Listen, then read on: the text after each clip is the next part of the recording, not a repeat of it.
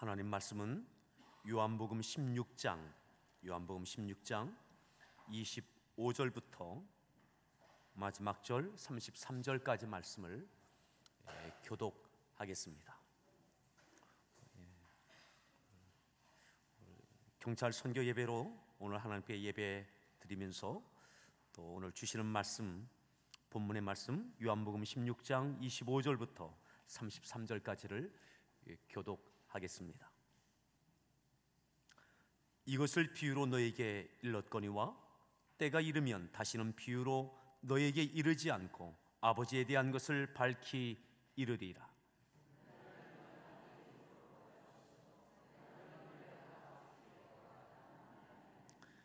이는 너희가 나를 사랑하고 또 내가 하나님께로부터 온 줄 믿었으므로 아버지께서 친히 너희를 사랑하심이라.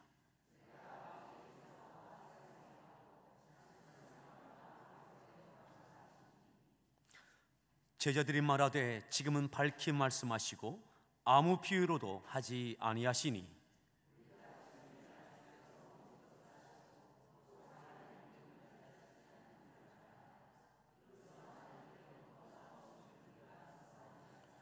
예수께서 대답하시되 이제는 너희가 믿느냐?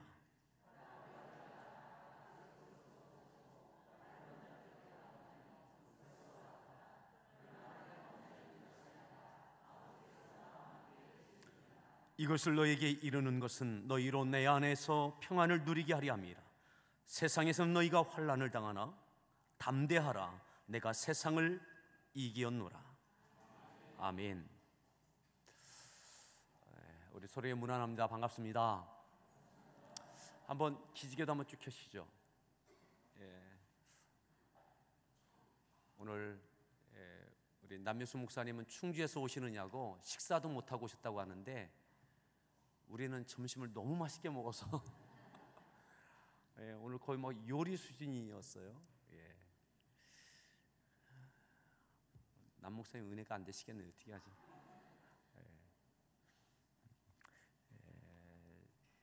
우리 남명수 목사님은 중앙경찰학교에서 사역하고 계십니다. 아마 경찰대학 외에 모든 경찰들이 반드시 거쳐가야 되는 훈련받는 경찰학교에서 오랫동안 사역하고 계십니다. 이번 주가 돌아오는 주가 우리나라에 6.25 전쟁이 난 지 벌써 66년이 되는 해가 되어집니다. 군과 경찰을 위해서 선교하는 많은 분들이 계신데 오늘 그러한 의미를 되새기는 예배가 되겠습니다. 오늘 세상을 이기는 세 가지 방법이라는 제목으로 말씀을 주실 텐데 오늘 특별히 샬롬 앙상블에서 귀한 찬양 준비해 주셨는데 여호와는 나의 목자시니 이 찬양으로 연주해 주실 겁니다. 우리 큰 박수로 이렇게 맞이해 주시고 이어서 목사님 말씀 증거해 주시겠습니다.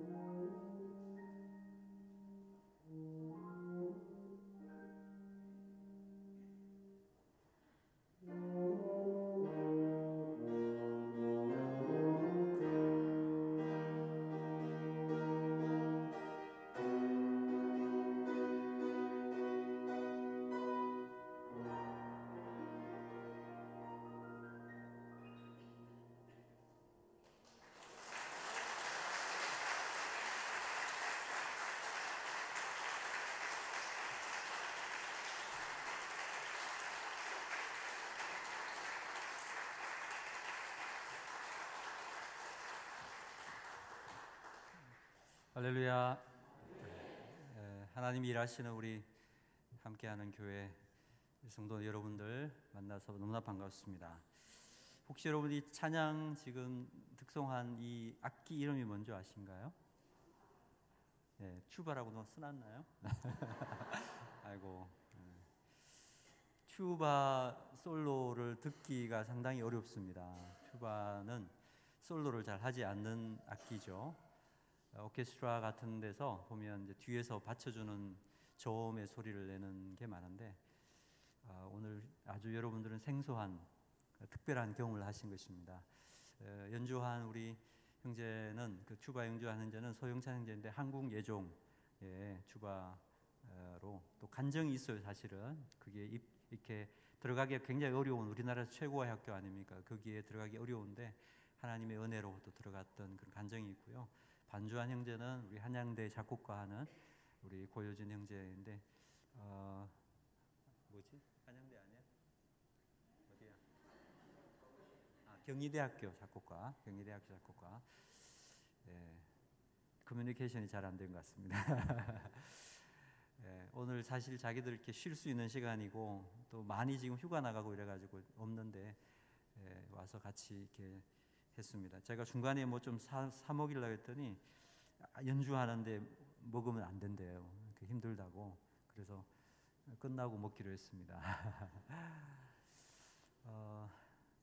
저는 지금 2001년 1월 21일 날 중앙경찰학교 충성교회에서 사역을 시작해가지고 만 15년 동안 했고요. 지금 16년째 경찰 사역을 지금 하고 있는 남병수 목사라고 합니다.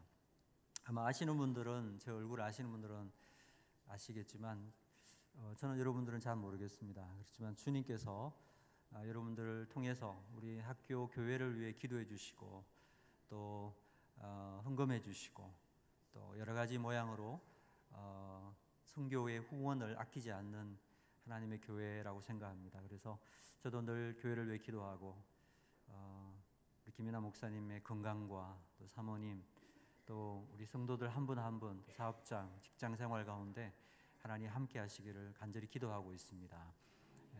마치 그 기도하던 교회에 와서 그런지 제 마음이 너무나 편안하고 좋은 것 같습니다. 여러분 은혜가 넘치는 그런 예배 시간 되기를 진심으로 축복합니다. 우리 아까 인사하셨습니다만 다시 한번 주님의 따뜻한 마음을 가지고 활짝 웃는 미소를 옆에 분들에게 선물을 주면서 한번 인사했으면 좋겠는데요. 당신을 보니 힘이 납니다. 한번 인사했으면 좋겠습니다. 당신을 보니 힘이 납니다. 아까 김이나 목사님께서 그 찬양단 이 반주하는 드럼 치는 친구가 포상휴가 나와가지고 치고 있다고 자랑스럽게 이야기를 하셨어요. 아주 훌륭한 일인 것 같습니다. 젊은이들 보면은 제가 참 마음이 우리 교회 청년들 보는 것 같아서 너무 좋습니다.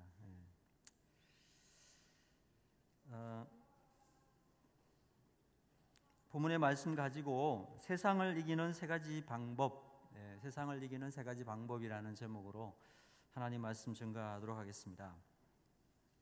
오늘 본문은 예수님께서 십자가에 달려 죽으시기 하루 전날 하신 말씀 중에 한 부분입니다. 특별히 33절 마지막 절 보시면 세상에서는 너희가 환난을 당하나 담대하라 내가 세상을 이기었노라 이런 선언이 있습니다. 여기 내가 세상을 이기었노라 이 문장의 헬라어 문법의 시제를 보니까 과거형으로 되어 있습니다. 과거형.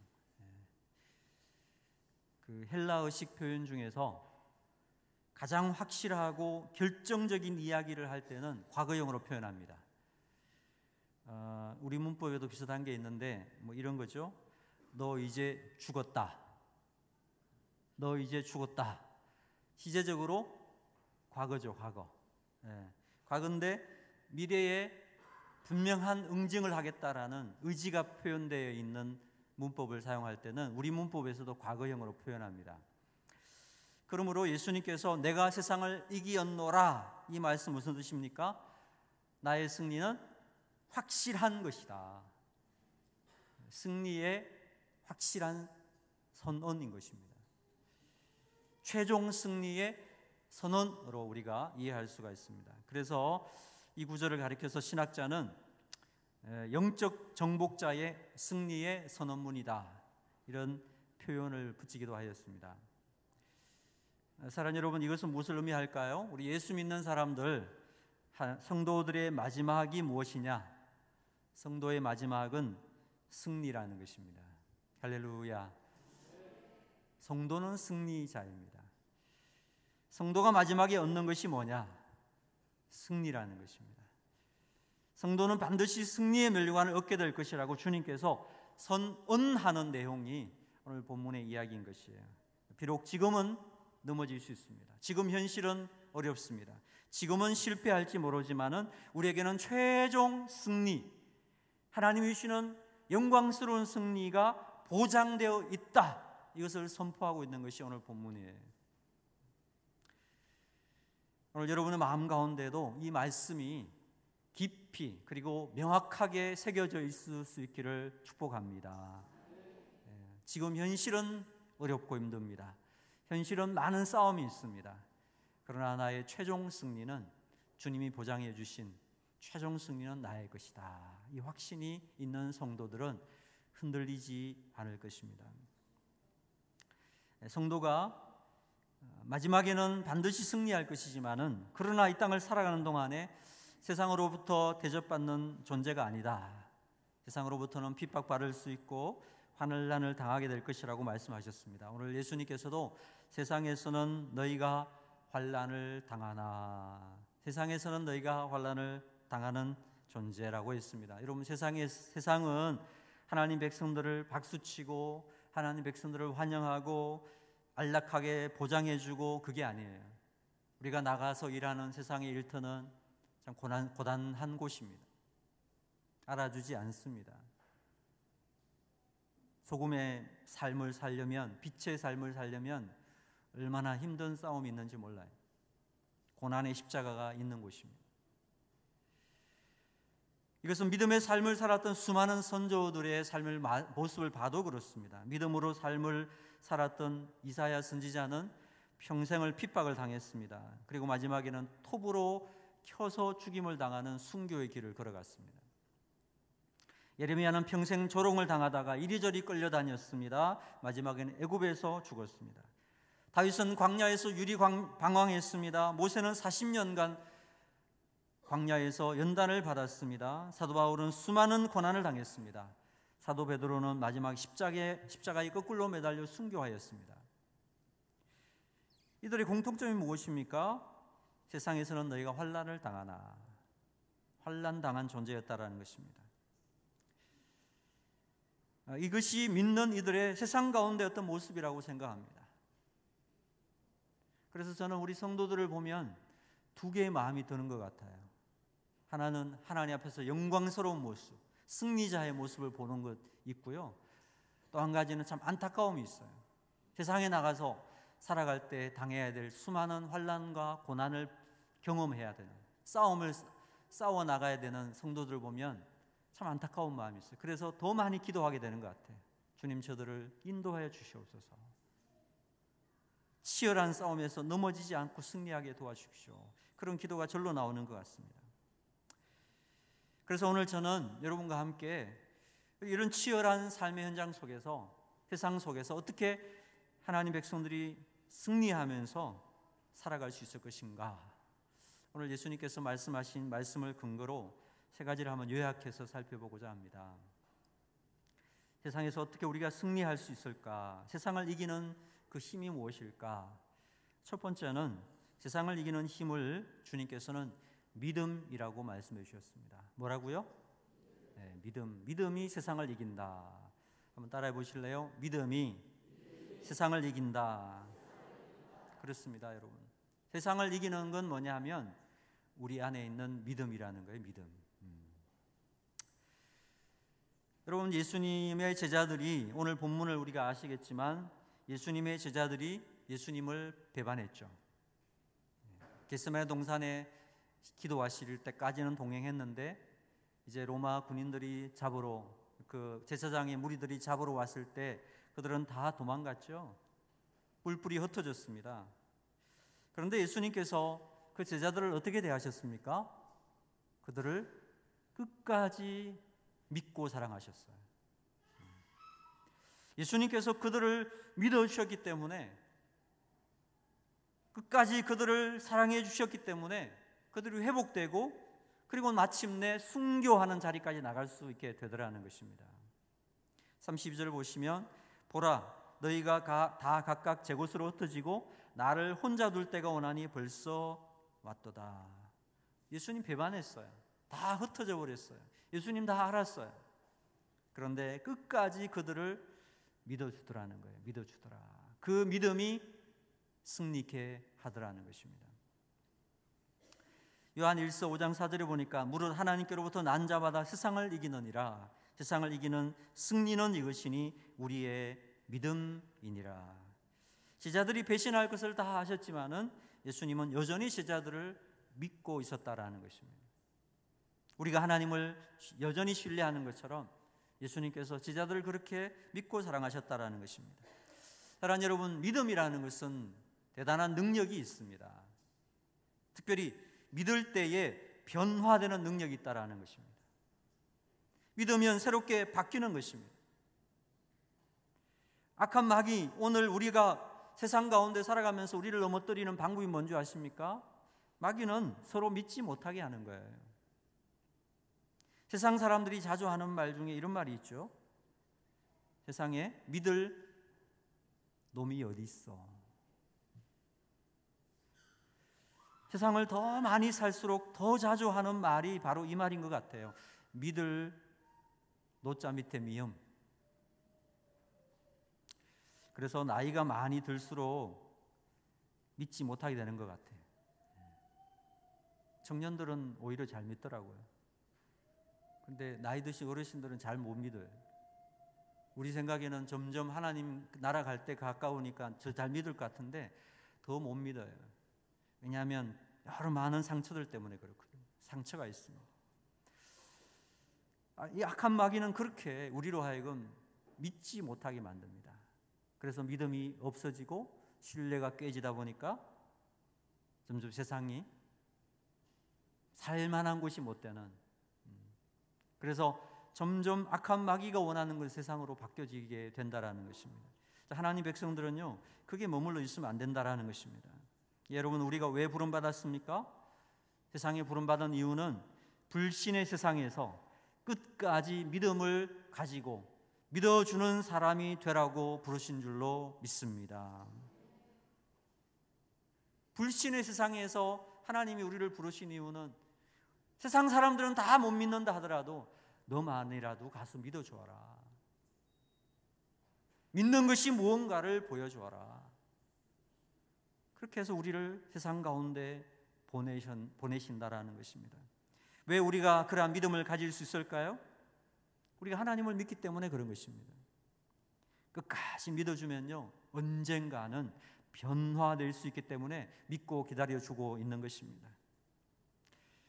그런데 막상 여러분, 사람을 믿는 거 어때요? 쉬워요? 어려워요? 참 어려운 일이죠.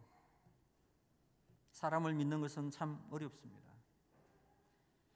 그 사람이 배신할 가능성도 있고요, 그 사람이 나를 아프게 할 수도 있기 때문에 참 믿는다고 하는 것이 쉬운 일이 아닙니다. 그럼에도 불구하고 하나님께서 예수님을 통해서 우리에게 보여주신 것은 뭐냐?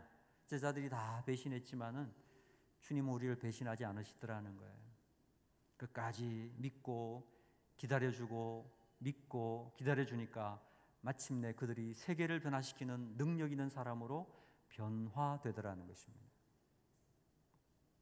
끝까지 믿어야 됩니다. 그 믿음이 세상을 이길 수가 있습니다. 동물 조련사가 하는 말을 제가 보았는데요, 서커스 공연 중에서 여러분 이렇게 동그란 링에 불 붙여가지고 동물들이 그리로 막 뛰어드는 서커스 보신 적 있죠? 거기 보면 호랑이가 링을 뛰어넘고 그런 모습들을 보는데요, 이 동물 그 조련사들의 말에 의하면은 털 많은 동물들은 본성적으로 불을 싫어한대요. 털 탈까봐. 그렇죠. 털에 불 붙으면 큰일 나잖아요. 그냥 홀라당 다 타먹으니까. 털 많은 동물들은 본성적으로 불을 싫어한다고 합니다. 그런데 어떻게 그 불타는 링을 통과할 수가 있는가? 저는 훈련으로 되는 줄 알았어요. 훈련. 막 주워 패고 이래가지고 무서워서 그리로 뛰어넘고 하는 건 줄 알았는데요. 동물 이 조련하는 사람들이 말을 들어보니까 그게 아니래요. 조련 때문에 하는 게 아니래요. 아무리 훈련시켜도 동물은요, 불을 향해 뛰진 않는데, 동물을 뛰게 하는 것은 딱 한 가지래요. 바로 조련사에 대한 믿음 때문에 뛴다는 것입니다. 믿음 때문에. 뛰기 전에 주인의 눈을 한번 바라본대요. 이렇게 딱 바라보고, 그리고 믿고 뛰는 거래요. 믿고. 믿음 좋은 거죠? 동물들도요, 믿고 뛰는 거예요. 믿고. 내 몸에 털에 불이 붙을 수도 있는데 주인이 뛰어도 괜찮다라고 하는 믿음을 줬기 때문에 그걸 믿고 뛴다라는 거예요. 저는 그 이야기를 들으면서 참 큰 은혜를 받았습니다. 믿음이라는 것은요, 우리의 본능도 이기게 하는 힘이 있더라고요. 내 본능이 원초적으로 거절하는 거예요. 정말 위험하다라고 생각하는 그 상황에서도 믿음이 있으면 불을 향해서도 뛸 수가 있는 거구나. 우리 앞에 엄청난 역경이 있다고 하더라도요, 난관이 있다 하더라도 그것을 헤쳐나갈 수 있는 능력은 믿음 안에서 나온다라는 거예요. 믿음이 능력입니다. 믿음이 능력. 그 믿음을 가지면요, 세상을 향하여 뛰는 것입니다. 세상을 거스르는 것입니다. 아까 마귀는 오늘도 우리들로 하여금 무능력하게 살아가도록 만들기 위해서 서로 믿지 못하게 해요. 목사를 못 믿게 합니다. 목사 불신 시대가 됐죠, 여러분. 목사가 이상한 목사들이 하도 많아가지고 요즘 형제 자매들도 서로 못 믿게 합니다. 동력자들 서로 못 믿게 합니다. 서로 못 믿는 그런 상황을 자꾸 만드는 거예요. 그거이 뭐냐면 우리를 약화시키는 거예요. 결국 여러분, 믿음이 없으면 어떤 결과가 일어납니까? 외톨이가 되는 거예요. 사람을 못 믿으면요, 스스로가 외톨이 되는 것입니다. 불쌍한 인생으로 넘어질 수밖에 없는 것입니다. 하나님의 백성들, 다른 거 없습니다. 세상 가운데 세상을 이길 수 있는 방법, 믿음을 갖는 것입니다. 아주 강한 믿음, 끝까지 신뢰해 주는 믿음. 예수님처럼 자기를 배신하는 제자들조차도 끝까지 믿고 기다려주는 그 믿음이 그 모든 것을 변화시키는 힘이 되더라. 우리 함께하는 교회 모든 성도 여러분들, 주님 주시는 큰 믿음 가지고 세상 속에서 믿음으로 승리하고 믿음으로 변화시킬 수 있는 신실한 주의 백성들 되기를 주의 이름으로 축복합니다. 두 번째, 세상을 이기는 힘이 뭐냐? 오늘 본문을 통해서 보니까 기도가 세상을 이긴대요. 기도. 따라합시다. 기도가 세상을 이긴다. 믿습니까? 기도가 세상을 이겨요. 26절을 보십시오. 26절 같이 한번 읽어보겠습니다. 26절 시작. 그날에 너희가 내 이름으로 구할 것이요 내가 너희를 위하여 아버지께 구하겠다는 말이 아니니. 하나님 앞에 직접 구하라, 그런 말씀이죠. 이제는 뭐 누구를 거쳐서 기도할 것 없고 너희들이 직접 기도하는 날이 올 것이다. 예수님의 십자가 구속으로 이제는 우리가 직접 하나님 앞에, 은혜의 보좌 앞에 나갈 수 있는 존재가 되지 않았습니까? 물론 지금 가톨릭에서는 교리가 잘못된 거예요. 가톨릭에서는 꼭 신부를 통해서 죄를 사함받고 신부를 통해서 뭘 하는데요, 그렇지 않습니다. 우리 믿음의 사람들은 모두가 다 예수 그리스도의 십자가 보혈로 말미암아 주님 앞에 직접 나갈 수 있는 그런 존재가 된 것입니다. 그러므로 우리가 직접 하나님께 나아가 기도할 수 있게 된 것입니다. 보혈로 얻어진 특권이라고 하는 것입니다. 아무나 나갈 수 있는 길이 아니라 믿고 구원받은 하나님의 자녀들이 하나님께 직접 나아가 아뢰할 수 있는 은혜의 길이 열린 것입니다. 하나님이 예수님의 보혈로 만들어주신 길이에요. 여러분, 이 기도는 그냥 얻어진 것이 아닙니다. 안 믿는 사람들도 기도합니다. 그러나 그 기도와 예수 믿는 하나님의 사람들이 기도하는 것은 다른 거예요. 안 믿는 사람들은 기도해도 대상도 없어요. 그 기도를 누가 듣습니까? 자기 혼자 듣습니다. 누가 듣습니까? 돌이 듣습니다. 우상이 듣습니다. 줄 능력이 없습니다. 근데 우리 하나님께서 우리에게 만들어주신 기도의 길은요, 예수 그리스도의 보혈로 만들어진 때를 따라 도와주시는 은혜의 길인 것입니다. 이것은 아무나 가질 수 있는 길이 아니라 그래서 특권이라고 하는 것입니다. 하나님은 우리로 이 험악한 세상 속에, 전쟁 같은 세상 속에서 우리로 세상을 이길 수 있는 그 능력으로 기도의 길을 열어주신 줄로 믿습니다. 마태복음 18장 18절에 보니까 진실로 너에게 이르노니 무엇이든지 너희가 땅에서 매면 하늘에서도 매일 것이요 무엇이든지 땅에서 풀면 하늘에서도 풀리리라. 매고 풀 수 있는 그 길이 무엇입니까? 기도하는 것입니다. 기도. 그래서 우리 하나님의 백성들의 표지, 우리 경찰관들 보면 경찰관들 표지가 있죠. 군인들 보면 군인들 마크 표지가 있죠. 아, 경찰이구나, 군인이구나 알아볼 수 있죠, 한 번에. 예수 믿는 사람들은 표지가 뭘까요? 기도입니다. 기도. 예수 믿는 사람들은 기도하는 사람들. 그것을 굉장히 세상 사람들은 두려워합니다. 두려워해요. 저는 이제 제가 취미 삼아 주로 하는 운동이 탁구를 치는데요. 탁구를 치다 보니까 뭐 한 20년 이렇게 탁구를 치다 보니까 탁구를 꽤 잘 치게 되었어요. 그래서 지금 중앙경찰학교에서는 제가 탁구를 아마 제일 잘 칠 겁니다. 가끔씩 도전하러 오는 사람도 있습니다. 탁구공 들고 목사님 한번 도전하고 싶습니다. 게임이 안 되죠. 뭐 11점 게임에 4개 정도를 접어줘도 저를 못 이깁니다. 여러분들은 별로 아닌 것 같지만, 별거 아닌 것 같지만 이런 경지에 오르기는 상당히 시간이 걸려요. 그래서 제가 막 드라이브를 하고 해서 게임을 이기잖아요. 그러면 그 사람들이 이런 이야기를 꼭 남겨요. 여운 있는 이야기인데 자기가 실력으로 진 게 아니라는 거예요. 목사님이 기도 많이 해서 자기를 이겼대. 말도 안 되는 소리를 하고 있어.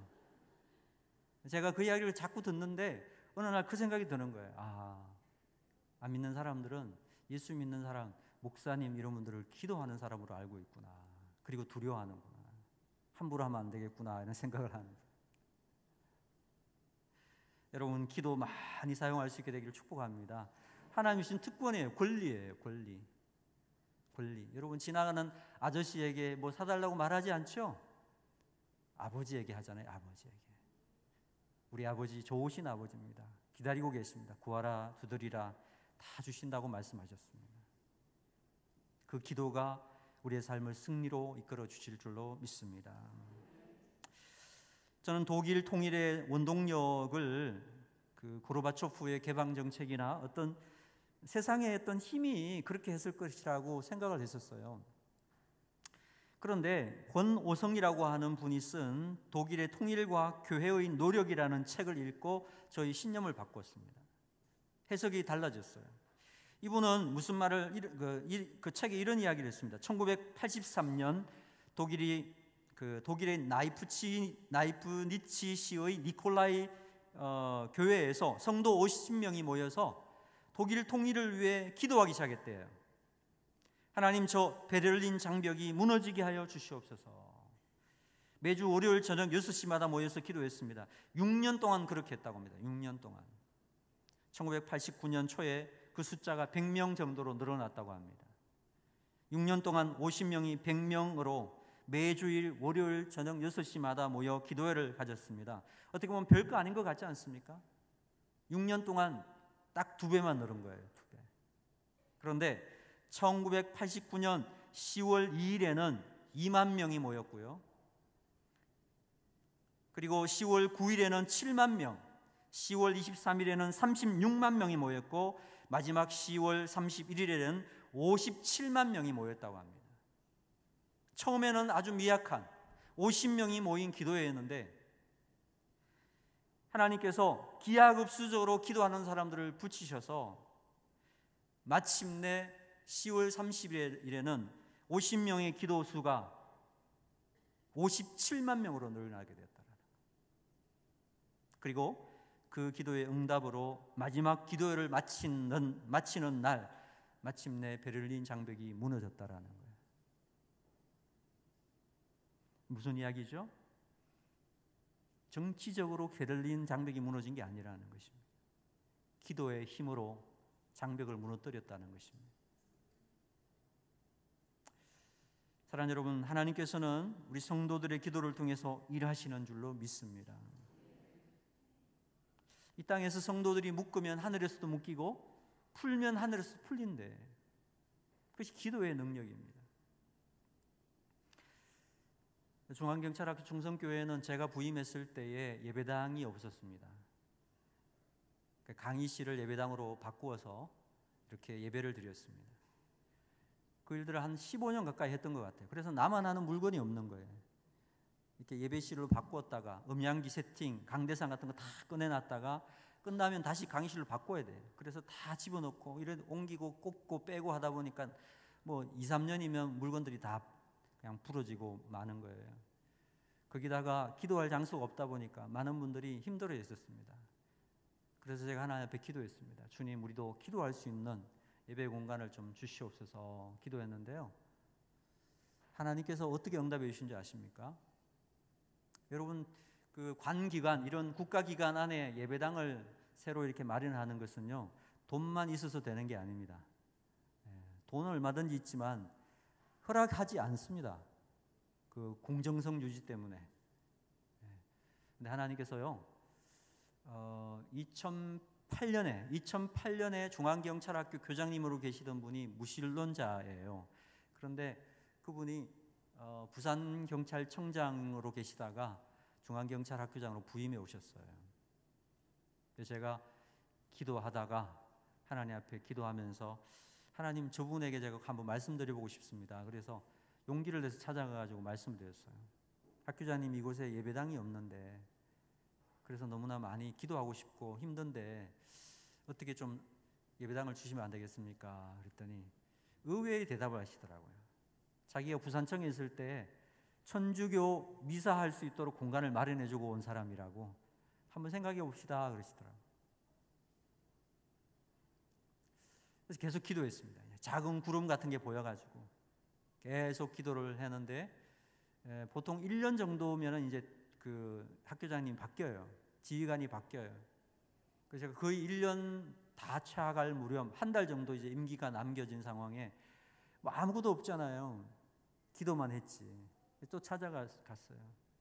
어떻게 좀 잘 이렇게 공간이라도 주시면 안 되겠느냐, 말씀만 하지 마시고.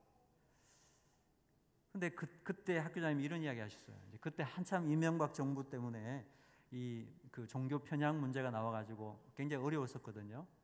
그런 과정 속에 있을 때 학교장님 주고 싶은 마음이 있는데 반대하는 사람들이 너무 많았어요. 불교 이런 사람들이 반대하고 그래가지고 자기도 용기를 내지 못하고 있는 상황에서, 지금 저희가 그 예배당으로 이렇게 구축하고 예배당으로 리모델링한 그런 장소가 희한하게 다른 데 건물을 지으면서 그 안에 있던 게 다 나가고 빈 공간이 된 거예요. 하루에 교육생들이 출입하는 게 한 몇천 명이 왔다 갔다 하는 그 입구에 장소가 난 것입니다. 학교장님이 그걸 줘도 되겠느냐고 이야기하시더라고요. 지금 제가 뭘 가리게 생겼습니까? 달라고. 그래서 그 공간을 얻어 놓았어요. 그리고 있다가 한 달 후에 다른 곳으로 가셨어요. 그래서 이제 중요한 거는 공간을 얻어 놓았지만은 다음 학교장님이 없던 걸로 합시다 이러면 끝이에요. 또 이 국가기관이라는 게. 그래서 저희가 기도할 때, 하나님, 이번에는 꼭 믿는 분이 오셔서 이제는 꼭 실행할 수 있도록, 건축을 실행할 수 있도록 도와주시옵소서 하고 기도를 했습니다. 그리고 이제 저희들은 기도하면서 믿는 지휘관이 우리를 간절히 기도하고 있었는데, 지휘관이 오셨더라고요. 제가 인사하러 갔습니다. 인사하러 가서 차를 마시는 첫 자리에 첫 마디가 학교장님이 그러시는 거예요. 자기가 이렇게 와서 한 주 동안 쭉 돌아봤는데 예배당이 없는데, 이곳에 예배당이 없습니까, 목사님? 그러시더라고요. 할렐루야. 제가 기도했었잖아요. 깜짝 놀랐어요. 제일 먼저 예배당부터 이야기하시는 거야. 그래서 저희가 예배당 없고요, 전임 학교장님 예배당 하라고 준 공간은 있습니다. 아, 그래요? 그러면 목사님 빨리 서둘러서 예배당 지읍시다. 알고 보니까 이분이 서울 20이라고 하는 청와대 이렇게 경비하는 쪽에 곳에서 근무하시다가 거기에도 보니까 예배당을 해놓고 오신 분이에요. 믿는 분이에요. 김수정 학교장님이라고. 근데 그분이 나중에 이런 간증을 하셨어요. 자기가 원래 보직이 배정된 것은 아산에 있는 경찰교육원이었다고 합니다. 경찰교육원이라고 하는 교육기관으로 기관장으로 발령이 났는데 발령 하루 전날 저녁에 잠을 자려는데 잠이 잘 오지 않더래요. 그러면서 자꾸만 경찰학교 가고 싶은 마음이 들더라니, 경찰학교로. 그래서 그 밤에 문자로 했대요. 우리 본청장님에게, 경찰청장님, 전체 경찰청장님에게 문자로, 청장님 제가 중앙경찰학교장으로 가고 싶은데 외람 되겠지만 좀 보내주시면 안 되겠습니까? 라고 문자를 보냈는데 바로 답이 오더래요. 그렇게 하세요 하고. 그래서 하루 전날 인사보직이 바뀌어가지고 경찰교육원장으로 가실 분이 중앙경찰학교장으로 와셨는데 오고 보니 하나님이 나를 이곳에 보내려고 했던 이유가 분명해졌습니다. 그렇게 이야기하시더라고요. 할렐루야. 기가 막히죠. 그래서 지금 예배당 저희가 한 200명 정도 앉을 수 있는 예배당이 있습니다. 북카페가 따로 있고 거의 한 200평 정도를 깔고 앉았어요 지금. 여러분들에게는 별로 감동이 없는 이야기일 수 있지만 전국의 어느 경찰서를 다녀도 저희 같은 곳이 없어요. 이렇게 편안하게 예배할 수 있는 곳이 없습니다. 너무너무 감사하죠. 다른 거 없어요. 기도하는 거지, 기도. 기도하니까 하나님께서 그렇게 사람들을 끌어들이기도 하고 환경도 주장하시고 모든 일을 하시더라니까요. 사랑하는 여러분, 우리 이 땅 살아간 동안에 우리들 기도함으로써 묶을 일들이 얼마나 많아요. 좀 묶으십시다. 할렐루야. 풀 일들이 얼마나 많아요. 풀어나가십시다. 기도하면 묶이기도 하고 풀리기도 해요. 우리가 풀어야 할 일들이 많고요, 묶어야 할 일이 많습니다. 지금 특별히 영적 전쟁의 시기예요. 오늘 이 자리에 나오신 사랑하는 성도 여러분들, 제가 볼 때 주일 저녁 오후 예배 정도 나오시는 분들이면 핵심 멤버들인 것 같아요. 우리 함께하는 교회의 아주 중요한 일들을 감당하는 사역자들 내지는 핵심 멤버들인데 기도 많이 하시겠지만 더 우리가 기도에 박차를 가해서 우리 주위에 있는 모든 어둠의 세력들 다 묶고 오늘 이 안성 지역에 있는, 평택 지역에 있는 많은 영혼들을 주님 앞에 이끌어낼 수 있는 참으로 복음 증거하는, 승리하는 교회 되기를 주의 이름으로 축복합니다. 마지막 세 번째로 세상을 이기게 만드는 힘이 무엇일까요? 믿음과 기도. 그리고 또 한 가지는 오늘 본문을 통해서 알 수 있는 것은 용서라는 것입니다. 용서. 한번 따라 하실까요? 세상을 이기는 힘은 용서이다. 그렇습니다, 여러분. 세상을 이기는 힘은 용서라는 것입니다. 용서.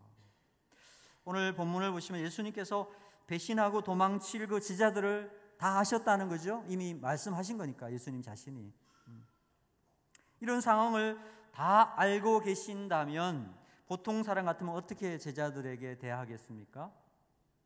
되게 섭섭한 마음이 드시겠죠. 섭섭함이 분노를 만들어낼 수 있고 그 분노는 원망과 짜증과 이상한 행동 나오겠죠.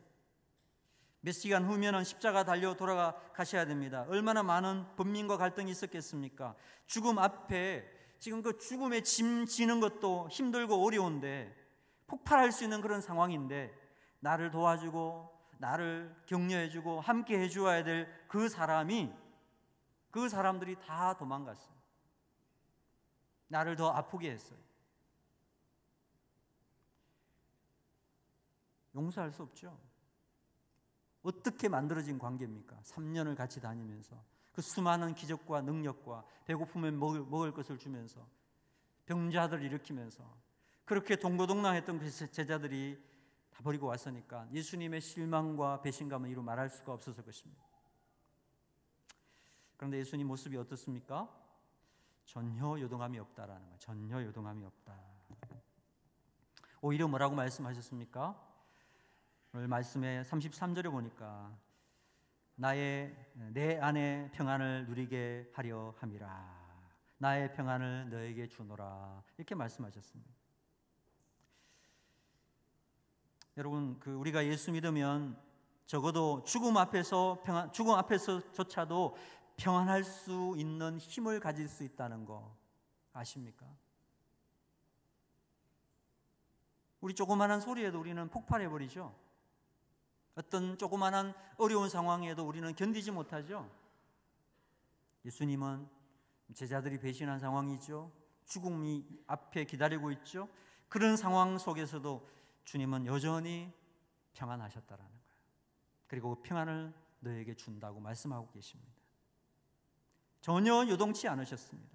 오히려 그들을 사랑하시되 끝까지 사랑하셨다라는 거예요. 근데 아무리 이 본문을 봐도 나오지 않는 이야기입니다.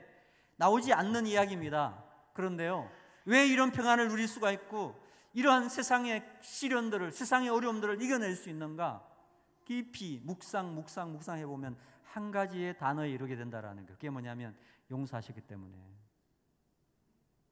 용서의 힘이라는 것입니다. 그 평안은 용서의 힘이다. 최후 승리자는요, 용서하는 사람입니다. 용서하는 사람입니다. 여러분, 사실 용서라고 하는 개념은 사람에게서 나온 개념이 아닙니다. 하나님께로부터 나온 개념입니다. 우리 죄인들은 절대로 용서할 수 없습니다. 이 죄의 본능과 용서는 맞지가 않습니다. 죄 속에는 미움이 있죠. 저주와 갈등과 분노함이 있죠. 그래서 죄인들 속에서는 용서의 개념이 없는 거예요. 언제 우리가 용서할 수 있습니까? 진짜 용서할 수 있는 것은 성령 안에서 예수님을 구주와 주님으로 영접하고 하나님의 자녀가 될 때 비로소 우리가 용서를 배우는 것입니다. 여러분, 우리가 받은 구원 한번 생각해 보죠. 구원. 예수 그리스도의 십자가 보혈을 믿고 의지하고 예수님과 인격적인 관계를 가짐으로 구주와 주님을 영접함으로 우리가 구원을 받게 되는데, 그 구원 안에는 뭐가 있어요? 용서가 있습니다. 용서. 도저히 용서받을 수 없는 죄인을 그 큰 사랑으로 다 용서해 주시는 하나님의 사랑, 그것이 뭐냐면 구원이에요. 그러니까 구원은 곧 용서입니다. 예수님께서는 그것을 비유로도 설명해 주셨죠. 어떤 사람이 1만 달란트 빚졌다고 그랬어요. 여러분, 1만 달란트를 오늘날 시세로 계산하면 20조 원입니다. 20조 원. 여러분들은 별로 안 놀라시는군요. 20조 원. 억이 아닙니다. 억 위에 조입니다. 1만 달란트 빚져가지고 죽게 생겼어요. 그래서 임금이 잡아다가 죽이려고 하니까, 종 삼으려고 하니까 정말 살려주십시오 그랬더니 그 임금이 너무나 관대한 분이에요. 다 용서해 주었어요. 그래서 기분 좋게, 정말 기분 좋겠죠. 그리고 쫄르쫄르 나오는데 자기에게 100데나리온 빚진 사람 만났어요. 여기 100데나리온은 하루 일품이니까 10만 원 잡으면 1000만 원 주면 됩니다. 1000만 원 빚진 사람 만났어요. 20조 탕감 받은 사람이 1000만 원 빚진 사람 만나가지고 어떻게 해요? 멱살 잡고 돈 내놔 그래요. 그러니까 똑같은 이야기예요. 자기랑 지금 돈 없으니 나중에 갚겠다고, 한 번만 봐달라고. 이 사람이 어떻게 해요? 이런 괘씸한 놈, 그 사람 잡아다가 옥에 집어넣은 거예요. 왕의 종들이 보니까 기가 막히거든요. 20조 탕감 받은 사람이 자기 100데나리온 1000만 원 빚진 사람을 용서하지 않는 거예요. 그 사람 어떻게 했겠어요? 바로 집어넣죠. 그 이야기를 예수님이 하신다고. 여러분, 우리는요 1만 달란트 빚진 자예요. 1만 달란트 빚진 자. 여러분, 평생 20조 원 갚을 수 있겠어요? 벌어가지고? 우리 함께하는 교회 대단한 교회인가 봐요. 20조 정도 뭐 우습지, 아직 뭐 어떻게 하면 되겠지 그러는데 9,999억 다음이 1조입니다. 그 9,999조 다음에 나온 1조가 20개라니까요.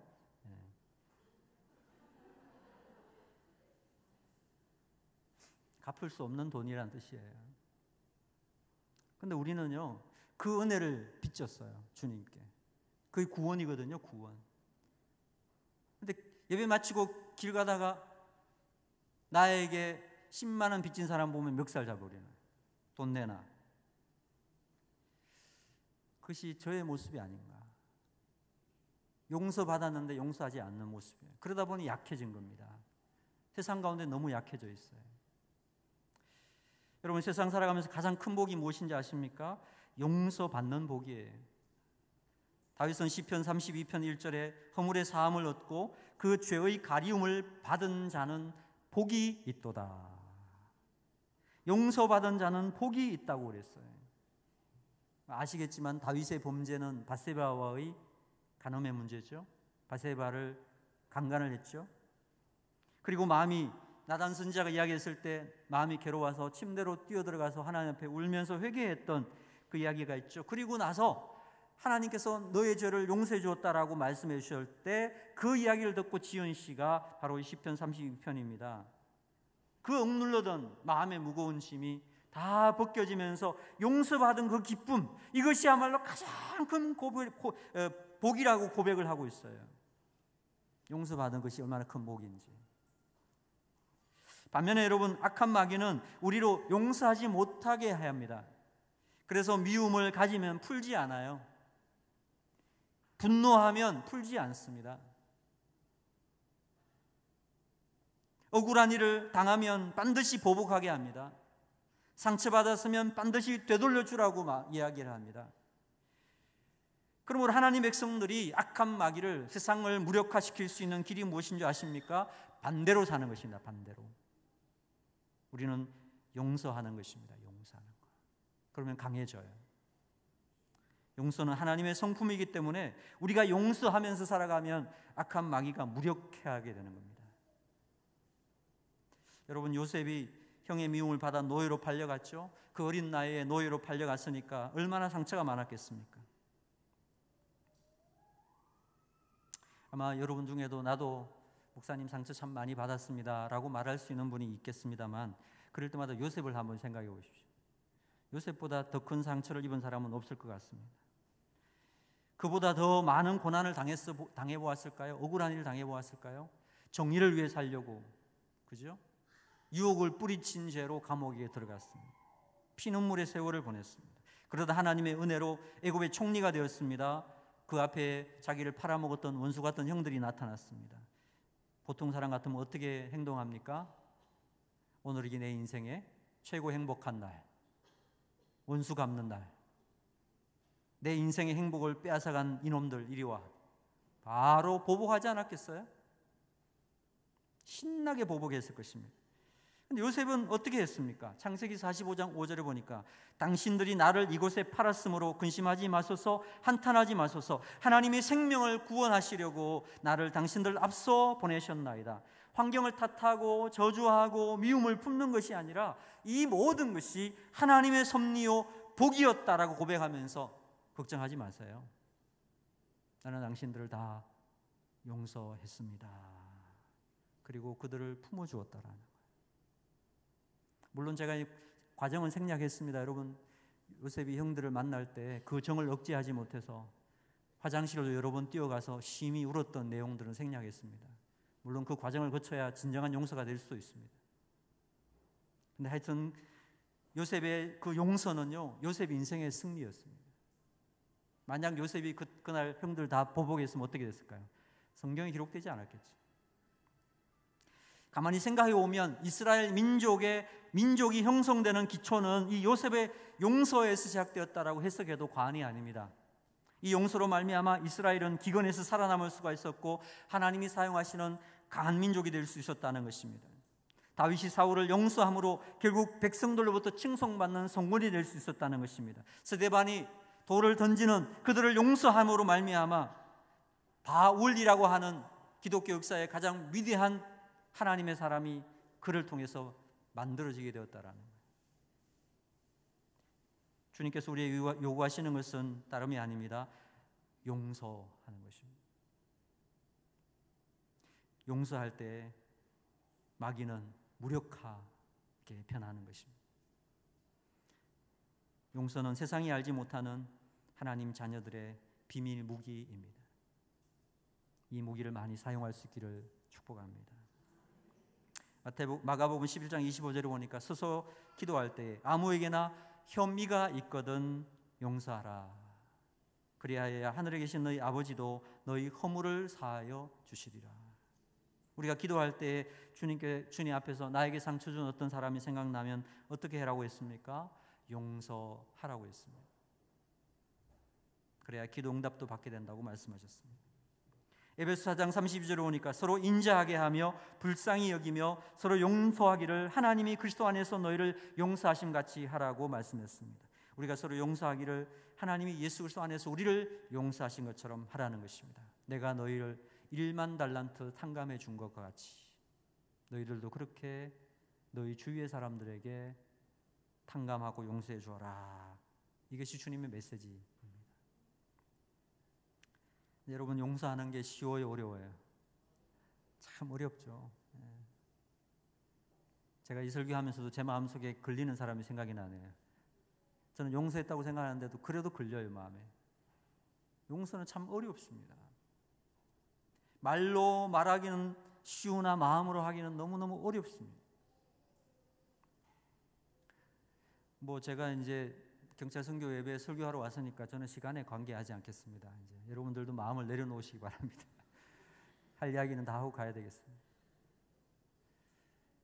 제가 신학대학원 2학년 다닐 때 사역제가 제가 대전에서 살았는데 부산으로 내려가게 되었습니다. 교회에서 초청이 와서. 근데 너무 가난한 신학생이었고 결혼은 했지만은 가지고 있는 돈이 없어서요. 이사 비용이 없었습니다. 이사 비용을 마련하기 위해서 제가 통학하기 위해 사용하던 조그마한 오토바이 하나가 있었습니다. 새 거였습니다. 새 거. 근데 그걸 팔면 이사 비용이 딱 나오더라고요. 정보신문에 내었습니다. 정보신문에. 오토바이 팝니다. 새 거 같은 오토바이. 여러 사람이 연락이 왔어요. 저랑 시간이 맞고 그래서 이제 한 분을 제가 지명을 하고 그분에게 오토바이를 팔기 위해서 가려고 하는데 저희 아내가 부엌에서 나오더니 하는 이야기가 여보, 요즘 최근에 방송에 들어보니까 그런 사기범들이 많다고 하니 조심하세요. 그러면서 오토바이 돈을 받든지 그 사람의 신분증을 받든지 두 개를 꼭 확인한 다음에 그 다음에 오토바이를 주세요 그러더라고요. 제가 웃으면서 그래서 세상에 그런 거 모르는 사람이 어딨나. 그건 기본이야. 걱정하지 마 여보. 그리고 이제 오토바이를 몰고 갔어요.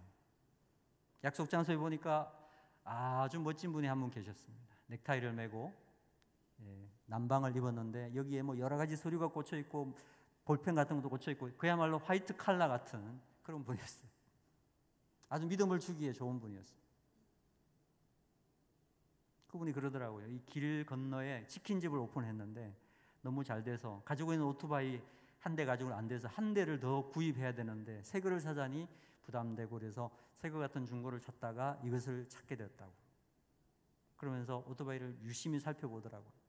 한참을 이리저리 살펴보더니 시승을 한번 해봐도 되겠냐고 그러더라고요. 점점 불안해지죠? 그럼요. 얼마든지 하시라고. 그리고 키를 내줬습니다.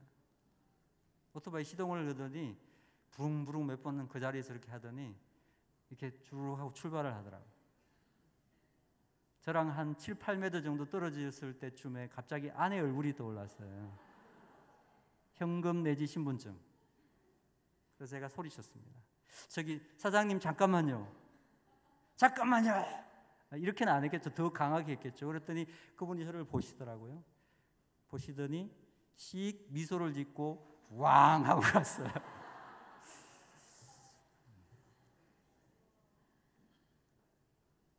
제 시야에서 사라지고 난 후에 그래도 저는 믿을 수가 없었습니다. 그 현실을. 그래서 길 건너서 치킨집을 다 돌아다녀 봤습니다. 혹시 그리로 갔나 싶어서. 근데 그런 집이 없어요. 이것이 바로 그것이구나. 버스를 타고 집으로 돌아오는데 별의별 생각이 다 나더라고요. 에라이 저 오토바이 타고 가다가 자동차랑 팍 부딪혀라 막 그런 인간적인 생각도 들고요. 그러면서 그러면 안 되지. 전도사가 그런 마음 먹으면 안 되지. 근데 하나님께서 그때 제 마음속에 어떤 감동을 주셨냐면 너무 걱정하지 마라. 네 잘못이 아니야. 너 용서해야 돼. 저 사람 용서해, 앞으로 너 목회 잘할 수 있어. 그런 마음을 주시다. 버스에서 제가 울면서 기도했습니다. 큰 돈이었어요. 50만 원 정도 되는 건데, 주님, 제가 정말 용서하고 싶지 않습니다. 너무 화가 납니다. 그렇지만 주님, 제가 용서합니다. 저 사람이 얼마나 힘들었으면 저같이 연약한 사람의 것을 빼앗았겠습니까? 가서 잘 되되 꼭 예수님 만나서 인생이 변화되고 구원받았으면 좋겠습니다. 주님, 축복합니다. 그리고 기도하고 뭐 일하다 보니까 집에 왔더라고요. 집에 도착해서 방으로 쑥 들어가니까 아내가 막 따라왔어요. 어떻게 됐어? 어떻게 됐어? 막 묻더라고요. 내가 한마디 했어요. 당신이 우려하던 사태가 발생했다고.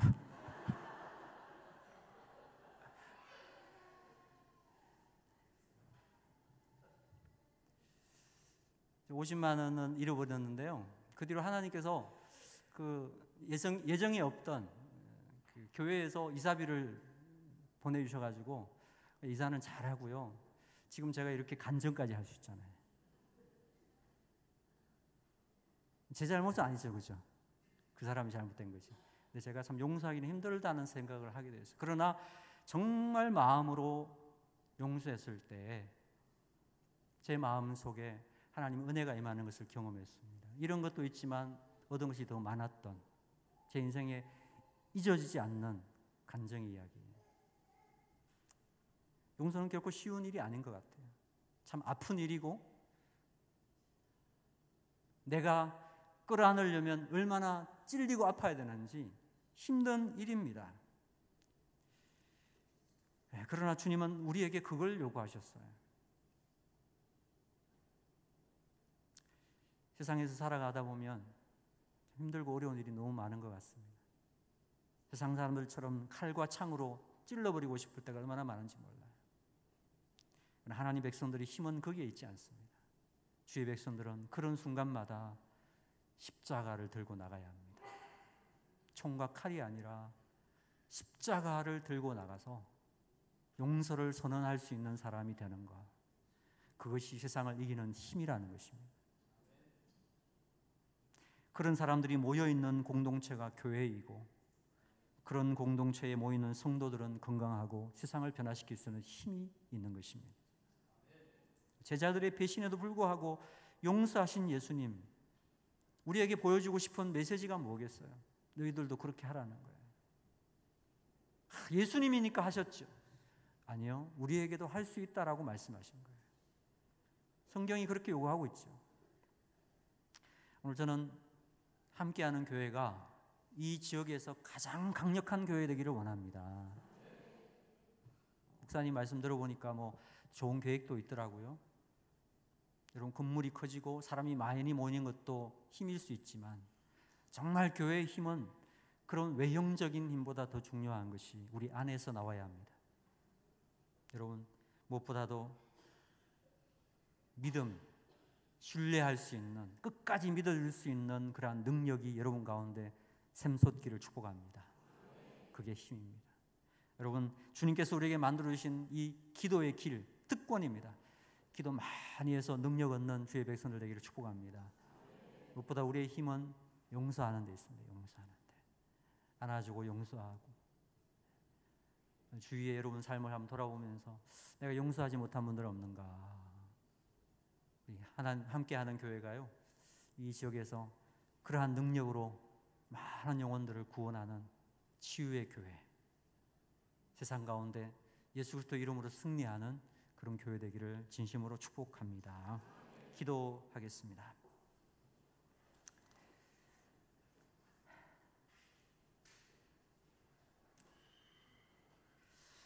주님께서 여러분 각자에게 어떤 말씀을 주셨는지 저는 모르겠습니다. 그러나 그 말씀 한 말씀이라도 있다면 마음 가운데 새기면서, 또 오전에도 주님이 주신 말씀도 있을 텐데 마음 가운데 새기면서 믿음으로 씨앗을 심고 이 한 주간도 그 말씀 붙잡고 승리하게 되려고 기도하는 시간이 됐으면 좋겠습니다.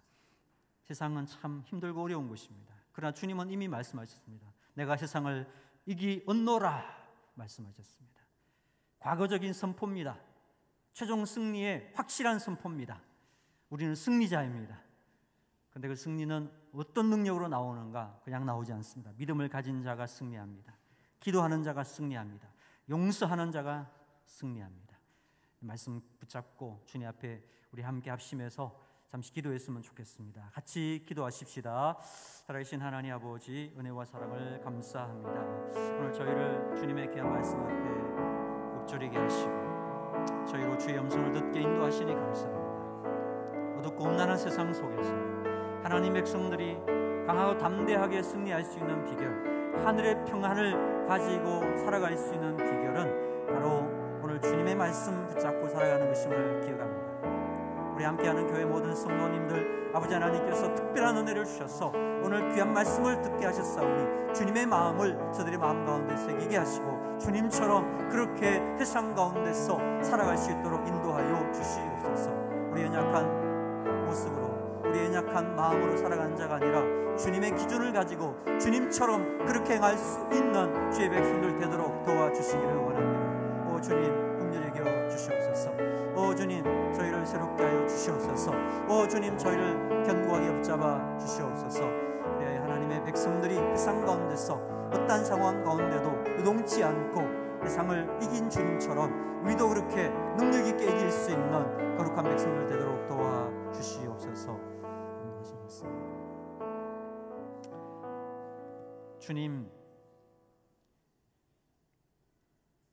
주님의 교회에 주께서 하시고자 하는 말씀을 내려주신 줄로 확신합니다. 이 말씀이 잘 박힌 목과 같이 되고 옥토에 심겨진 씨앗같이 되어서 세상을 살아감에 있어서 세상이 아무리 요동치고 하늘이 무너지고 땅이 꺼진다 할지라도 영원하신 주님의 말씀 의지하면서 그 말씀에 순종하여 승리하는 주의 백성들 되게 도와주시옵소서. 아버지, 우리의 힘으로는 할 수 없사오니 우리보다 강하신 주님, 능력의 주님께서 우리를 꼭 붙잡으셔서 세상의 악한 마귀가 사용하는 방법으로 세상을 살아가는 것이 아니라 하나님의 자녀로서 하나님의 방법을 가지고 세상 가운데서 빛을 발하며 맛을 내는 소금으로서 역할을 감당할 수 있도록 인도하여 주옵소서. 주님, 하나님이 일하시는 우리 함께하는 교회가 이렇게 주님의 나라를 위하여 힘쓰고 있으며 선교하니 너무나 감사합니다.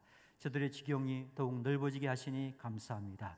하나님, 주님의 강한 군사로서 이 시대에 쓰임받는 하나님 몸된 교회로서 하나님이 더 큰 성령의 충만함을 주시고 하나님이 기뻐하시는 귀한 교회로 사역 감당할 수 있도록 인도하여 주옵소서. 우리 세우신 김인하 목사님 비롯하여 모든 사역자들과 우리 모든 직분자들, 모든 성도들 한 사람 한 사람들 성령으로 충만하게, 말씀으로 충만하게, 기쁨으로 충만하게 세상이 감당할 수 없는 주님의 교회, 주님의 귀한 종들이 다 되도록 인도하여 주시옵소서. 이 종은 잠시 왔다 돌아가지만은 임마누엘 하나님께서 늘 함께 하셔서 행하는 모든 일에 복을 내려 주셔서 하나님의 영광이 함께하는 귀한 교회로 승리케 하여 주시옵소서. 예수 그리스도 이름으로 축복하며 간절히 기도합니다. 아멘.